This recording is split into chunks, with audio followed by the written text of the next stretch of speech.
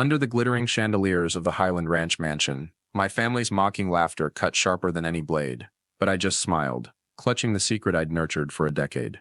In the sprawling living room, marble floors gleamed under the glow of fine crystal, the air thick with the scent of expensive wine, and the suffocating arrogance of old money. I, Maximus Reed, 35, stood quietly in the corner, a glass of champagne in hand, my plain black suit chosen to blend into the shadows. The scratched-up watch on my wrist, a gift from my father, Thomas Hayes, ticked steadily, a quiet rebellion against their flashiness, a reminder of the one man who believed in me amidst this crowd. My stepfather, Charles Donovan, 60, stood by the marble fireplace, his $5,000 Brioni suit framing his broad frame, his voice booming as he bragged about Hayes Enterprises' latest takeover. He spoke as if he owned the world. My mother, Eleanor Price, 58, in a sharp emerald dress, nodded in agreement, her eyes scanning the room like a hawk. My cousin Brandon Walsh, 32, newly promoted at the family law firm, sipped his bourbon with a smug grin, his arrogance practically etched into his face. And Natalie Brooks, my 29-year-old cousin, perched on a velvet sofa, her Yale finance degree fueling her quiet condescension. Maximus, Charles called out, his tone dripping with fake surprise, still lurking back there, still playing assistant at that Peak Pulse place. His laugh rumbled, echoed by Brandon's smirk.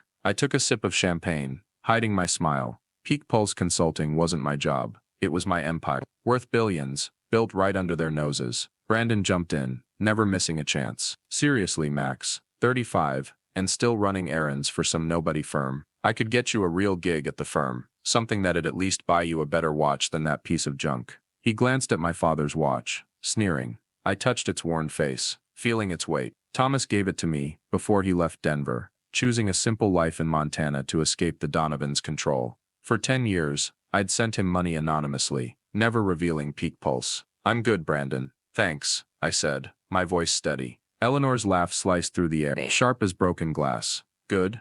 You're wasting your life, Maximus. Brandon's closing million-dollar deals. Natalie's running numbers for Hayes Enterprises. And you, taking notes for someone else? Natalie stayed silent, but her pitying smile stung. I remembered when she overheard my early business pitch and leaked it to Eleanor, costing me a major client in Peak Pulse's first year. I never confronted her, but that betrayal fueled me. If they only knew. Peak Pulse Consulting, the nobody firm they mocked, was my creation. $1 billion force saving businesses from collapse, quietly sabotaging Hayes Enterprises' greedy takeovers. For a decade, I'd played the forgettable cousin, letting their disdain shield my true work. Every taunt, every pitying glance, every time they called me a failure. It drove me. 10 years ago, in this very mansion, I pitched a consulting firm, fresh from my Wharton. Consulting? Charles scoffed, his cigar smoke curling. Leave that to the big dogs, kid. Join Hayes Enterprises, start in the mailroom, like Brandon. Brandon, who never had to prove himself. That night, I vowed to build my empire without them and make them choke on their work. Peak Pulse started in a cramped office, above a Mexican diner in Lodo, Denver. My savings barely covered rent, but I had vision. My first client, a factory 30 miles out, was on the brink of bankruptcy. I spent 3 months restructuring their operations, negotiating with creditors, turning losses into profits. Peak Pulse's reputation grew quietly. We saved what others gave up on. I hired carefully, like Owen Reed, my assistant, who signed airtight NDAs and matched my knack for secrecy. My name stayed off the books. To the Donovans, I was just a paper pusher. More champagne, Maximus. Eleanor's voice broke my thoughts, her smile all teeth. Or stick to water. I hear assistant salaries don't go far in Denver. The room chuckled, their mockery a familiar sting. I took the glass, calm as ever. Thanks, Mom. How's Hayes Enterprises' latest deal? Mitchell Industries, right? Eleanor's smile faltered for a split second, a crack in her facade. A few hurdles, she said, her voice tight. Charles will handle it. She didn't know I'd created those hurdles. Mitchell Industries, their latest takeover target, came to Peak Pulse 3 months ago, desperate. My restructuring plan sent their stock soaring, out of Hayes Enterprises' reach. Brandon, clueless, chimed in, raising his bourbon. They hired some consultant, Peak Pulse or something, throwing money at a lost cause. Dad says their CEO's a ghost, probably some rich kid playing boss. I nearly laughed. Peak Pulse's fee for saving Mitchell Industries was more than Brandon's career earnings. Natalie leaned forward, her voice soft but pointed. You work at Peak Pulse, don't you, Max? Must be exciting. taking notes for a place like that. Her smile was almost kind, but I hadn't forgotten her betrayal. I let it slide then, but it drove me now. My phone buzzed in my pocket, a subtle vibration, amid the party's hum. A text from Owen, emergency meeting tomorrow, 9 a.m., Hayes Enterprises Mitchell Industries merger. Urgent. I read it twice, my pulse quickening. They'd failed to buy Mitchell Industries, and now they needed my approval, mine, the errand boy. The irony was sweeter than my champagne. Everything okay, Max? Natalie asked, noticing my glance at the phone. Her tone was curious, but her eyes held a hint of something. Guilt, maybe. Perfect, I said, draining my glass. Just an early meeting tomorrow. Gotta take notes for someone important. I smiled, picturing the navy suit I'd wear. Not this black one to blend in, but one radiating power, demanding their attention. As I headed for the door, Charles called out, "Don't spill the coffee tomorrow, Maximus." The room roared with laughter, their amusement a familiar jab. I let it roll off, my hand brushing the watch. Thomas gave it to me at 15, before he left for Montana, fleeing the Donovan's grip. For a decade, I'd sent him money anonymously, hiding peak pulse. I wanted his pride, not his awe. The watch was my anchor, a reminder of why I'd started this fight. Outside, Denver's skyline twinkled in the night, a canvas of ambition. Elise slid into my car. The watch's faint tick, filling the silence. Tomorrow, the Donovans would walk into my boardroom at Union Station, expecting to bully some faceless CEO. Instead, they'd find me, the cousin they dismissed, holding their company's fate. 10 years of playing small, swallowing their insults, had led to this. I gripped the wheel, my smile widening. Justice was coming, and it'd taste better than their champagne. In a cramped office above a Mexican diner in Lodo, I started Peak Pulse Consulting with an old desk and a dream. The Donovan family would never understand. It was 2015, and the smell of tacos wafted through a broken window, the dim glow of a second-hand desk lamp casting shadows on stacks of papers. My savings ran dry after 2 months of renting that tiny, stuffy room, but I didn't need money. I had vision. 10 years earlier, in the Highland Ranch mansion, Charles Donovan had laughed off my consulting idea, telling me to start in the mailroom like Brandon. That insult was the spark that drove me, and now, sitting in this rundown office, I knew I'd prove them wrong. The scratched-up watch on my wrist, a gift from my father Thomas Hayes, ticked steadily, reminding me of his words when I was a kid. Patience, Maximus. Success doesn't need to shout. My first client was a small factory 20 miles outside Denver, teetering on the edge of bankruptcy. Big consulting firms had written them off, calling them a lost cause. I saw opportunity. For 3 months I worked 16-hour days, analyzing data, negotiating with creditors, and restructuring their production line. When the factory reported its first profit in 2 years, the owner, a weathered man named Jim, grabbed my hand, his eyes misty. "You saved us, Maximus." That moment, I knew Peak Pulse wasn't just a company, it was my mission. Word spread quietly but surely. Peak Pulse Consulting could save what others gave up on. But the start was brutal.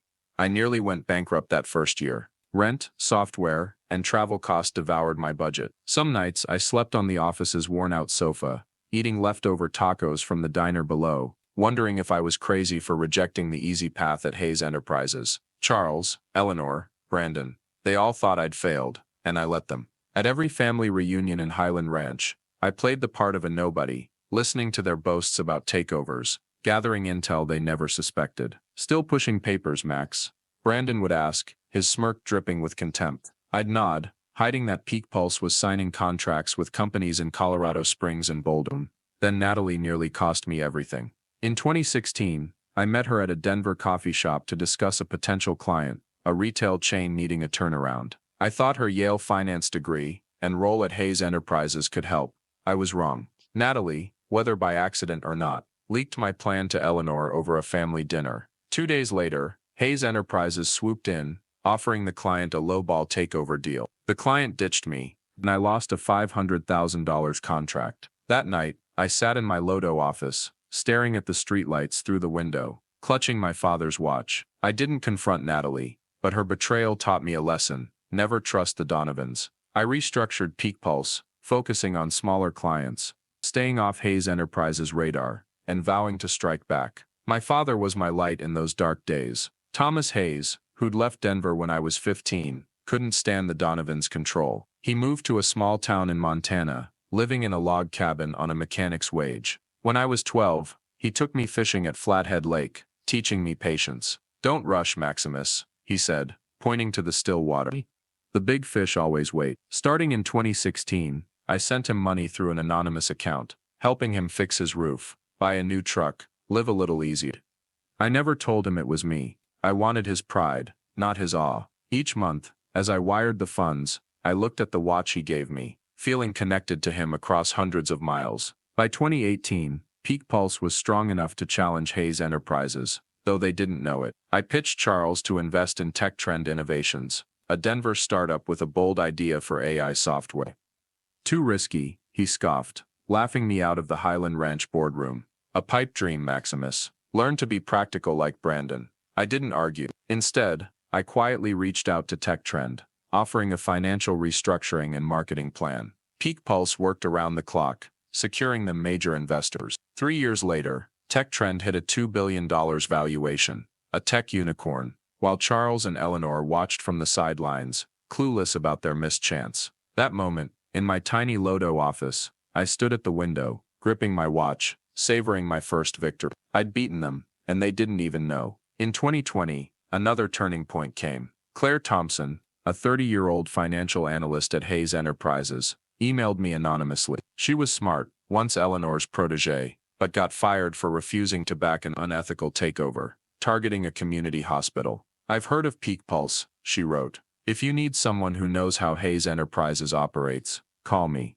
I met Claire at a Union Station coffee shop, impressed by her candor and the internal documents she brought, Eleanor's takeover plans. I hired her on the spot, and Claire became invaluable. She helped me anticipate Hayes Enterprises' moves, from the Rocky Haven Hotels deal to smaller targets. With Claire and Owen, Peak Pulse wasn't just a consulting firm. We were guardians, saving businesses from the Donovan's claws. The years that followed saw Peak Pulse expand to 12 cities, from Seattle to Austin, with a $12 billion client portfolio. In 2022, I moved the office to Union Station, a sleek building with glass walls overlooking train tracks and the Rocky Mountains. But I kept my old Lodo desk, tucked in a corner of my new office, a reminder of my humble start. Neiman Tornog, with Sector Nafide, Ubanfide, Ivernawanastia, with Sector no comment Sia Wanaminter. Neiman Tornum in Charwen, Neiman Tornum Wintornog, with Sector no comment Char. With Sector no comment Char. Feek Pulse Pulls, Eamon Torny, Eamon Torny, Eamon Torny Wilsons, Eamon Torny, Eamon Torny Owl, Tizaner P Pulse Pulls, Winnow with Sector, Eamon Tornog, Eamon Torny, yes.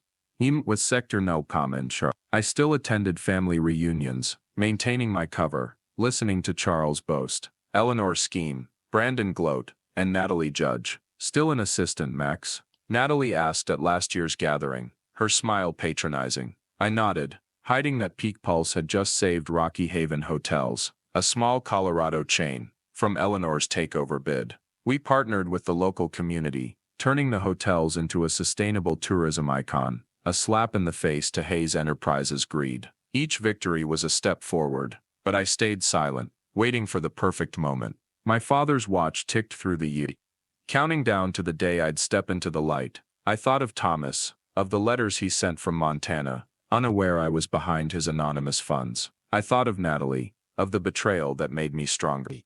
And I thought of Tech Trend, of turning Charles' pipe dream into reality. That night, in my Union Station office, I got a text from Owen. Hayes Enterprises failed to acquire Mitchell Industries. They want a merger meeting. 9 a.m. tomorrow. All.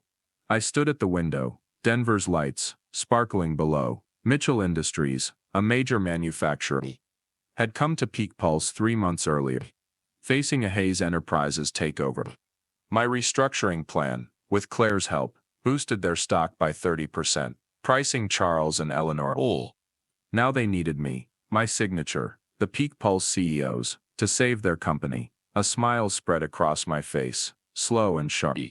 10 years in the shadows, 10 years enduring their scorn, had brought me to this moment. I touched the watch, its tick steady. Tomorrow the Donovans would see who I really was. I set my father's watch on the conference table at Union Station, its steady ticks counting down to the moment the Donovan family realized they were wrong. It was early morning in May 2025, and the soft light of dawn streamed through the expansive glass windows of Peak Pulse Consulting's boardroom, illuminating the polished walnut table and sleek leather chairs. Outside, the train tracks of Union Station stretched under a clear blue sky, but inside, the air was heavy with the Donovan's arrogance. I, Maximus Reed, 35, stood at the head of the table, my navy suit tailored to command attention, no longer the invisible clerk in black from Highland Ranch. My father's old watch, Thomas Hay's gift, lay before me, its worn crystal catching the light, a reminder of the 10 years I'd waited patiently for this day. The boardroom door swung open, and the Donovan family strode in, carrying the confidence of people who thought they held all the cards. Charles Donovan, 60, led the way, his gray designer suit doing little to mask his heavy gait, his eyes sweeping the room like a king surveying his domain. My mother, Eleanor Price, 58, followed, her deep teal silk dress accentuating her sharp demeanor, though her smile betrayed a hint of tension. My cousin Brandon Walsh, 32, sported a blue blazer, his smug grin still there but slightly strained. And Natalie Brooks, my 29-year-old cousin, in a gray business suit, avoided my gaze as she entered. They didn't know who I was, not yet. Maximus, Charles paused, frowning, his tone a mix of surprise and mockery.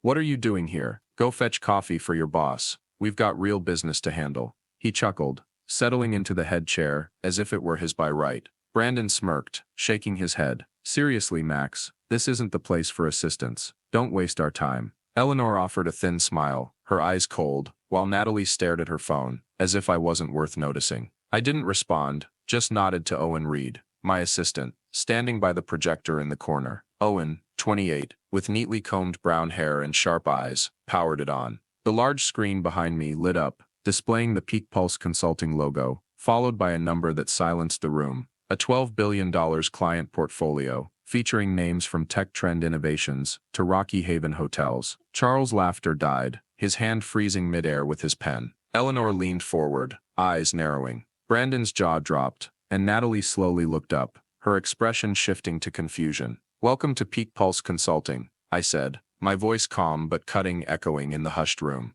I'm Maximus Reed, CEO, and today, we're discussing your proposed merger with Mitchell & Tiss, a company Hayes Enterprises failed to acquire. I paused, letting the words sink in, my gaze sweeping across them. Charles' face flushed, Eleanor's hands clenched, Brandon fumbled with his tie, and Natalie stared at the table, as if wishing she could vanish. What kind of joke is this, Maximus? Charles roared, slamming his hand on the table, his voice trembling with anger.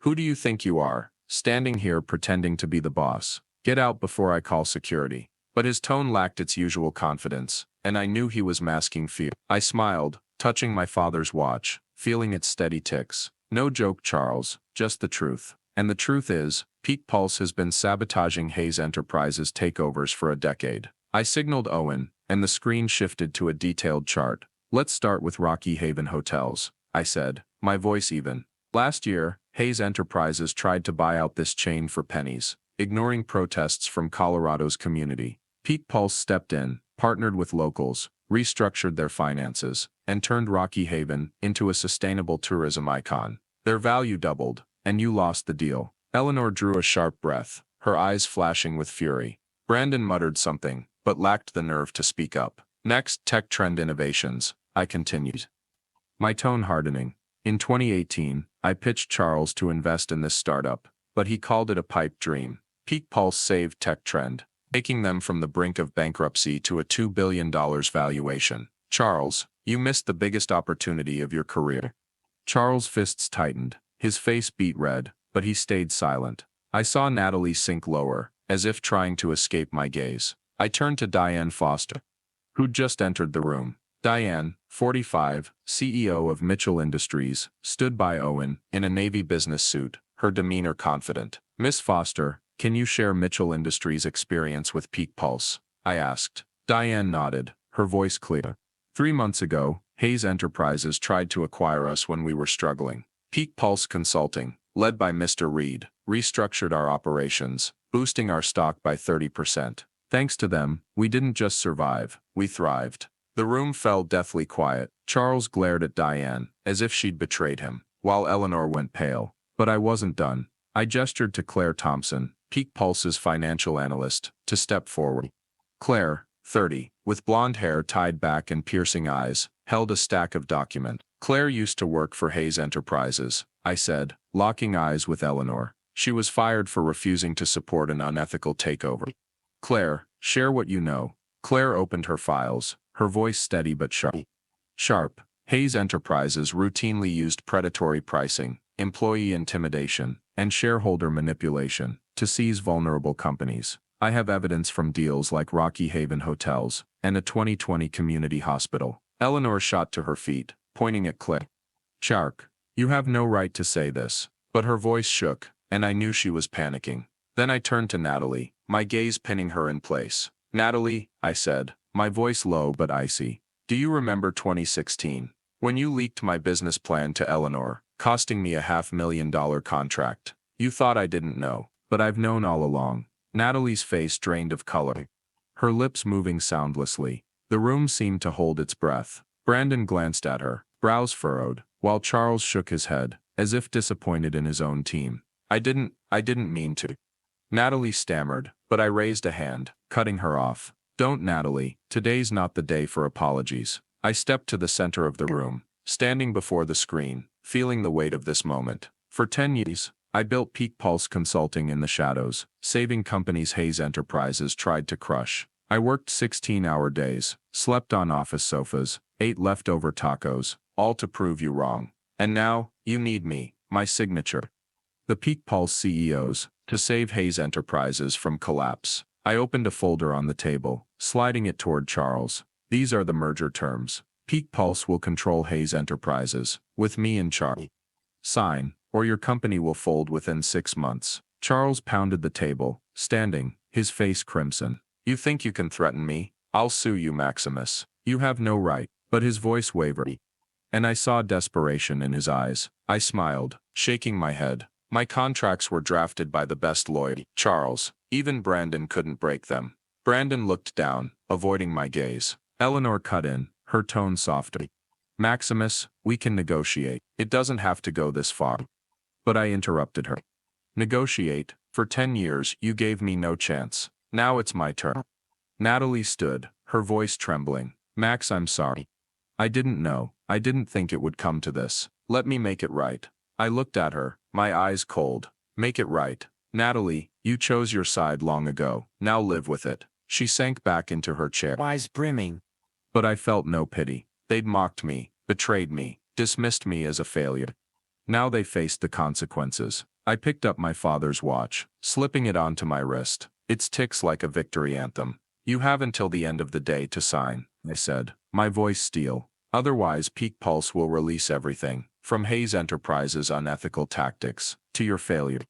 The press will love this story. I turned, heading for the door, Owen and Claire following. Charles shouted something, but I didn't listen. The boardroom, with all its grandeur, was my battlefield now, and I'd won. As the door closed behind me, I stood in the hallway, sunlight streaming through the glass. I thought of my father, Thomas Hayes, who'd left Denver to protect his dignity. I wanted him here.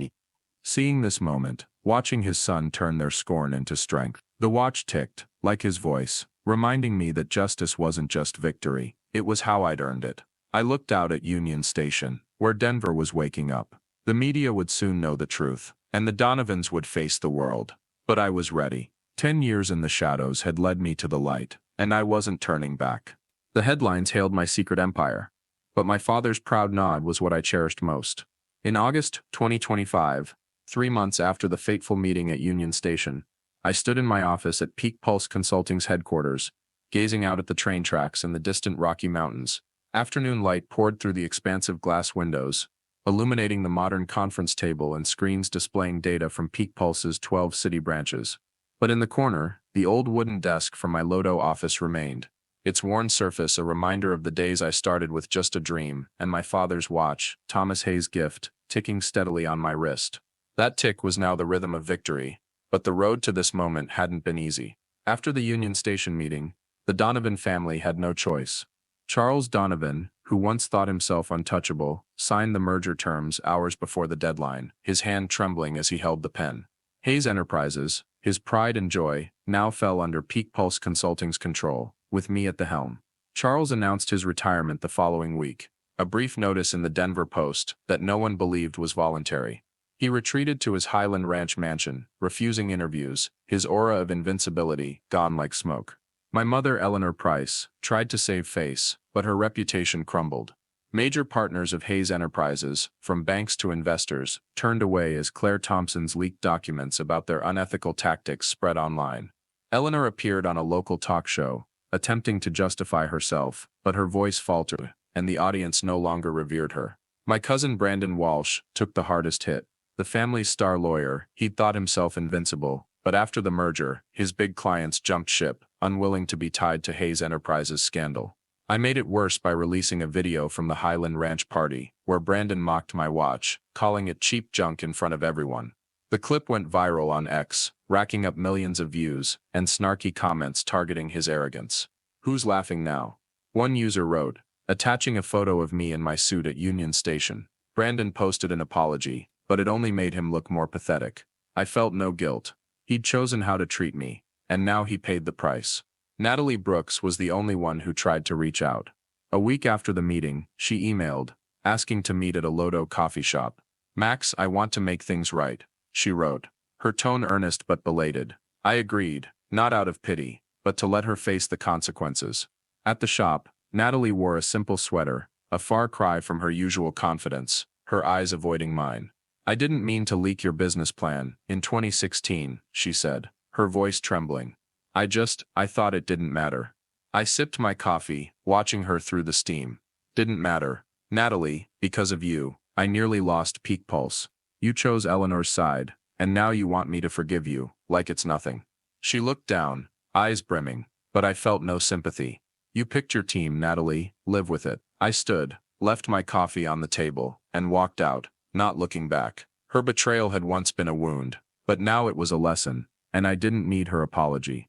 While the Donovans fell apart, Peak Pulse Consulting soared. The media dubbed me the secret CEO, a title I didn't love, but didn't correct. Articles in Forbes and Wall Street Journal praised my journey from a shabby Lodo office to Union Station's sleek headquarters. I didn't seek fame, but I used it. Peak Pulse announced plans to restructure Hayes Enterprises, focusing on ethical business and social responsibility. We saved thousands of jobs, improved working conditions, and signed new contracts with companies Hayes Enterprises had once targeted, like Mitchell Industries. Diane Foster, Mitchell Industries CEO, became a close ally, often appearing with me at events, praising Peak Pulse for saving her company. "Maximus Reed isn't just a consultant," she said in an interview.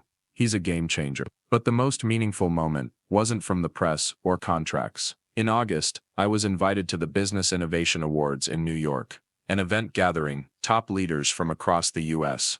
I flew to Manhattan, staying in a hotel overlooking Central Park, but my mind wasn't there. I thought of my father, Thomas Hayes, who'd left Denver a decade ago for a quiet life in Montana. I'd been sending him money anonymously, never revealing Peak Pulse. I wanted his pride, not his awe. His watch, on my wrist, was our connection, and I hoped one day he'd know. At the awards ceremony, I stood backstage, the stage lights dazzling the elegant auditorium crowd. I wore a black tuxedo, my old watch clashing with the glamour, but I didn't care. When the host called my name, I stepped onto the stage, accepting a crystal trophy from a judge. But then I saw him, Thomas Hayes, in a simple suit, standing in the back row, his eyes shining with pride. My heart pounded. He'd come, unannounced, without explanation. As I began my speech, I looked straight at him. My voice, steady but tinged with emotion. "Peak Pulse Consulting wasn't built for money," I said, my eyes fixed on my father. "It was built to prove you can succeed, without losing your ethics." For 10 years, I worked in the shadows, mocked by my family, betrayed, but I never gave up. I learned that from my father, who taught me that patience and dignity matter more than fame. The crowd applauded, but I only saw my father, his slight nod, a reward greater than any trophy. When I left the stage, he approached, hugging me tightly, his voice hoarse. "I knew, Maximus. I read about you in the papers, figured out you were sending the money. I'm so proud." I couldn't speak, just gripped the watch, its ticks blending with my heartbeat. Memories of childhood flooded back. At 12, my father took me fishing at Flathead Lake, Montana, teaching me to wait for the big catch. "Don't rush, Maximus," he said, his eyes gentle. "The world will test you, but you're stronger than they think." Those words guided me through a decade of building Peak Pulse, through Natalie's betrayal, through nights on the Lodo office sofa. Now standing with him in New York, I felt the circle close. I hadn't just defeated the Donovans, I'd lived up to what my father taught me. Back in Denver, I continued leading Peak Pulse. Hayes Enterprises, under my management, started turning profits again, but my way, ethical, transparent, community-focused. I kept the old Lodo desk in my office, a symbol of my humble start. The media still followed me, but I didn't let it blind me. I declined TV invites, only appearing when needed to advance Peak Pulse's mission. Claire Thompson and Owen Reed remained trusted allies, helping me run the company with efficiency and loyalty. A month after the awards, I hosted a family meeting at Peak Pulse's Union Station boardroom. Charles didn't show, Eleanor sent an apology email, and Brandon refused to meet my eyes. Only Natalie came, her gaze full of regret, but stripped of arrogance. "You won, Max," she said softly. "I just want to say I was wrong." I nodded, but didn't respond. She left, and I knew it was our last conversation.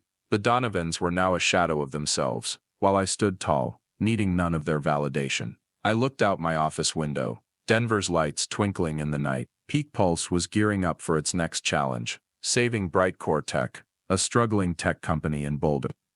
I knew it wouldn't be easy, but I was ready. My father's watch ticked on, a reminder that I wasn't just a CEO. I was the man who'd turned scorn into strength, betrayal into lessons, and a dream into reality. Justice had been served, but my journey continued, and I wouldn't stop. As the Donovan family learned to live in the shadow of my empire, I was ready to conquer the next challenge, my father's watch still ticking on my wrist. In late 2025, I stood in my office at Peak Pulse Consulting's headquarters in Union Station, Denver. The city's lights twinkling through the expansive glass windows, reflecting off the modern conference table, and screens displaying data from our branches across the U.S. Outside, the Rocky Mountains loomed faintly in the twilight, but my mind wasn't here. I was thinking about Brightcore Tech, a struggling tech company in Boulder, Colorado, teetering on the edge of bankruptcy, and how I could turn their failure into opportunity. My father's old watch, a gift from Thomas Hayes, ticked steadily, like his voice echoing from those long-ago days in Montana. "Patience, Maximus. The big fish always wait." I touched its worn face, feeling its weight, and knew my journey, from a shabby Lodo office to the pinnacle of Peak Pulse, had prepared me for this moment. Brightcore Tech was my biggest challenge yet. Once a rising star in tech with cutting-edge AI products, the company was now drowning in debt. Its stock down 60% in a year. Their board, a group of seasoned executives from Silicon Valley, doubted every solution, and a rival, a San Francisco tech giant, was circling ready to snap up Brightcore for pennies. I learned about Brightcore through Diane Foster, CEO of Mitchell Industries, who introduced me to their chairman at a Denver conference. "Maximus, they need Peak Pulse," Diane said, her eyes serious. "But they won't be easy to convince." I nodded, gripping my watch, and promised to look into it. Deep down, I knew this wasn't just a deal. It was a chance to cement Peak Pulse's legacy, to prove I didn't just defeat the Donovans, but built something more enduring than they ever could. I drove to Boulder, 30 miles from Denver, to meet Brightcore's board. Their office sat in a sleek glass building overlooking the Rocky Mountain foothills, but the mood inside was funereal. The executives, in tailored suits, eyed me warily. "We've heard of Peak Pulse," the chairman, a 60-year-old named Richard, said. "But Brightcore isn't some small factory or hotel chain. You think you can save us?" His tone dripped with skepticism, and I realized they saw me as an outsider, a Denver guy, not a Silicon Valley player. I smiled, remembering how Charles Donovan once called my ideas a pipe dream. "Give me a week," I said. "I'll show you what Peak Pulse can do." Back at Union Station, I rallied the team. Claire Thompson, my sharp financial analyst, brought a thick stack of Brightcore data, from balance sheets to supply contracts. "They've got solid tech but weak management," she said, adjusting her glasses. "If we cut costs and renegotiate deals, they could recover." Owen Reed, my loyal assistant, coordinated the effort, ensuring everyone moved in sync. "I've reached out to investors in Denver and New York," Owen reported, confident. "They're interested but need a detailed plan." I nodded, feeling Peak Pulse's strength, a team driven not just by profit, but by purpose, like when we saved Rocky Haven hotels, by partnering with Colorado's local community. But Brightcore wasn't like past deals. The San Francisco rival, a company called Nexus Global, spread rumors in the press, calling Brightcore a sinking ship, and Peak Pulse a small-time consultancy.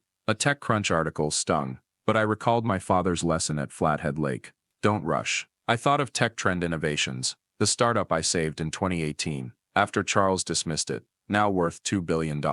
I thought of Rocky Haven Hotels, where we turned a small chain into a sustainable tourism icon. And I thought of Natalie Brooks, whose 2016 betrayal nearly killed Peak Pulse. But I'd risen stronger. The past doesn't define us. I told Claire and Owen in the boardroom. We'll save Brightcore, not for fame, but because it's right. Memories of Natalie surfaced, but they no longer hurt. Her betrayal had been a knife, but it taught me to stand alone. I remembered our meeting in Lodo, her teary apology, and how I walked away, needing none of her promises. Natalie was part of the past, and I was determined not to let old scars hold me back. My father's watch ticked, reminding me I was stronger than they ever thought.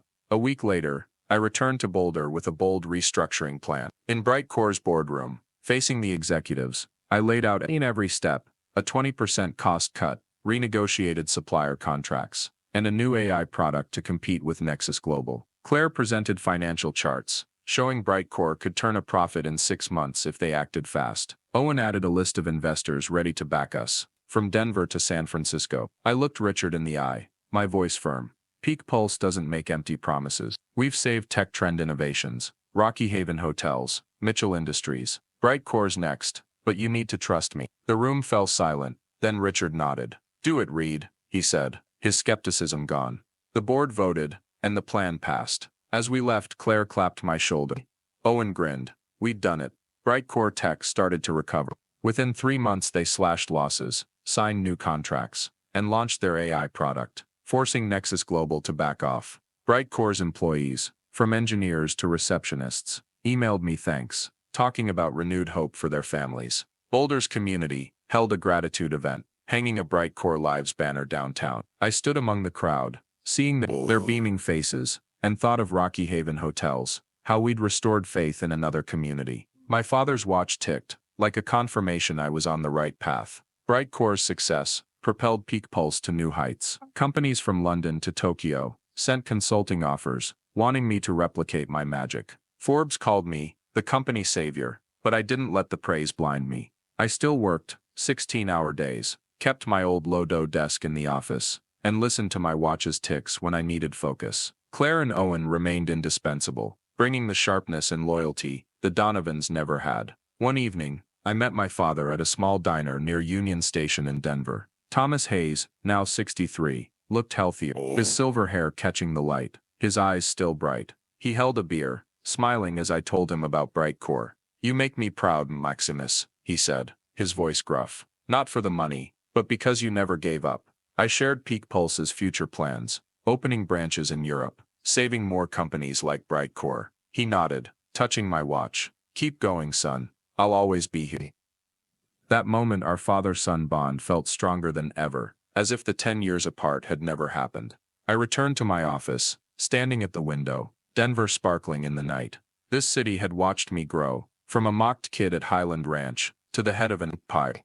The Donovans were now a shadow, but I no longer needed their failure to feel successful. I'd built Peak Pulse not just for revenge, but for a legacy of justice, patience, and belief. My father's watch ticked on, a promise I wouldn't stop. New challenges awaited, more Brightcores to save, and I was ready to face them.